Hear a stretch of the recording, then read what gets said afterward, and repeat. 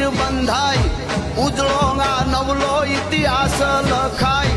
ધર્મની જીત હવે હાથી કહેવાય, ભારતમાં જુઓ હવે ભગવો લહેરાય.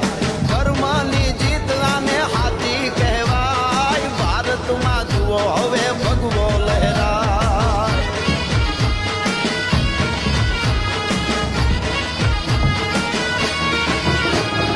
સૌરાષ્ટ્રે સોમનાથ ડાડો સોહાય, ભૂગવતા દરિયાના મોજા અથડાય.